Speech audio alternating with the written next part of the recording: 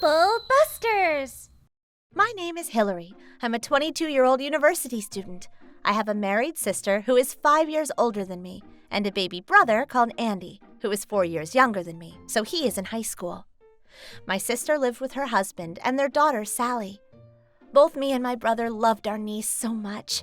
We got on well with our sister and brother-in-law, so we often went around there. I went there often more than my brother, as they wanted to talk to me about problems they had. It happened just 3 weeks before Sally started kindergarten, which she was very excited about. She was about to turn 4 when she passed away. After she passed away, I heard that she was born premature. It caused her to have a lot of problems with her heart and other organs. The doctor told her parents that she might not live long enough to go to the elementary school.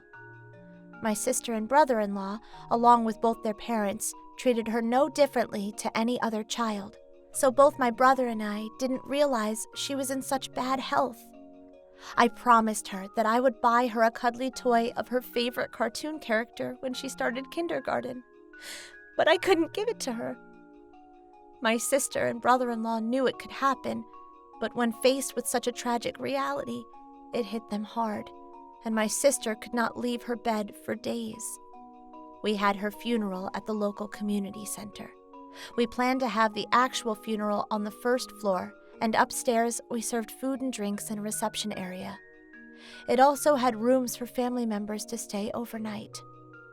My sister and brother-in-law were so deep in grief that they could not even greet the guests. When the guests started to come into the center to pay their respects, so we let them have a rest in the bedroom, and my brother and I greeted the guests. It's such a small coffin. Sally was small even compared to kids of her age. God has no mercy. She was such a sweet and lovely girl. I so wanted to see her in her new uniform for the kindergarten. She would have looked so cute in it. She was starting kindergarten from next month, and her uniform, 3 days before she passed, when she was in the critical condition, was delivered to her just past noon. Of course, she never got to wear it. We decided to put it right next to the coffin and bury it with Sally. Along with the uniform, her school bag, hat, and shoes were placed in the altar, as well as the toy I promised her. The altar was filled with Sally's items, and it brought me and my brother to tears. I don't know if it's because our sis is liked by so many people, or if Sally made a lot of friends in her short life, but so many people are coming. It's nice of them, but I can't help thinking that Sally would want to run around with them, rather than them all being here like this. Going to kindergarten every day. Let's not think about what she can't do anymore. She wouldn't want us to be sad. You're right. Sis, you must be tired. Why don't you have a rest? I can take care of things here now. You can't handle everything on your own. I'll be alright.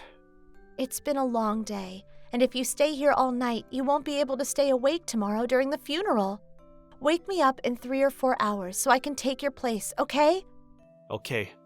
I'll wake you up in 4 hours then. It's settled then. I will go upstairs and have a nap. If you need me, just wake me up, okay?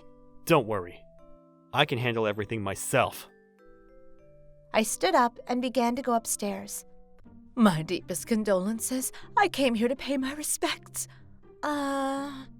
Well, thank you for coming. I heard the news and came. Such a terrible thing. My daughter used to play with Sally in the park a lot, so I got to know her mom as well. I hoped from the bottom of my heart that Sally would make a full recovery. For you and your family, I can't even imagine how terrible this is. She claimed to be the mother of Sally's friend, who often played in the park. She wore expensive clothes, spoke gently, and was pretty. My daughter wanted to come here tonight with me, but I left work late, and it's too late for a young child to come in here now, so I completely understand. She is only young. It is too late for her to be going out. She finished what she had to say and stared at the altar, which was decorated with Sally's uniform, bag, shoes, and the toy. That uniform. May I have it? Huh? What? It's such a waste to bury it with her. My daughter is starting the same kindergarten, so we can keep it as something to remember her by. I don't quite understand what you mean. What I mean is that my daughter can wear it for Sally. She is prettier than Sally, so it will look better on her. I'm sure Sally would have wanted this. Honestly, it's an expensive uniform, and to think that would just turn into a pile of ash is shameful. Luckily, my daughter's about the same size as Sally. The shoes and hat, too. I will tell her not to waste things, so it will be a great real-life lesson for my daughter, too. So, can I have the uniform, shoes, hat, and the bag? Oh, and I almost forgot, the plush toy. My daughter can cherish the toy, too. A real-life lesson? You're a monster disguised as a mother! Don't talk nonsense. I'm so very compassionate. I'll tell you why.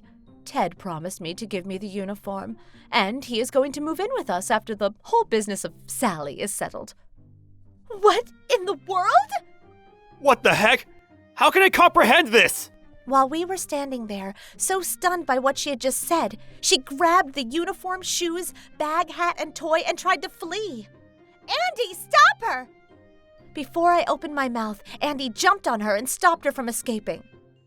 Let me go! Let go, you idiot! I said let go, damn it! This is my daughter's uniform now!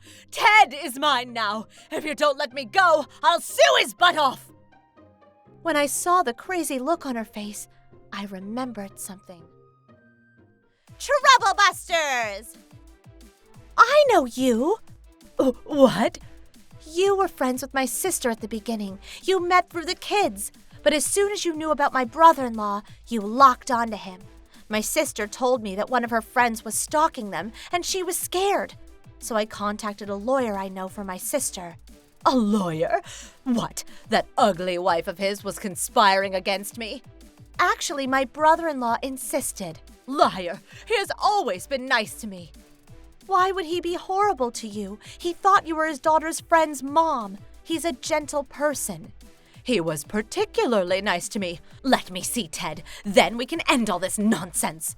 Why would I ever do that? You are a stalker and a thief. What are you talking about? My Teddy would never say things like that about me. Later that night, she was taken away by the police on suspicion of theft. The theft charge, as it was only an attempted, didn't come as much of a big deal. But on the stalking charge, and because she had frightened my brother-in-law with her persistence, a restraining order was issued. Her parents, who live in a place so far that to go there you need to take a long flight, forced her to move back with them. They keep her under their watch now. She was a single mom, divorced 2 years ago.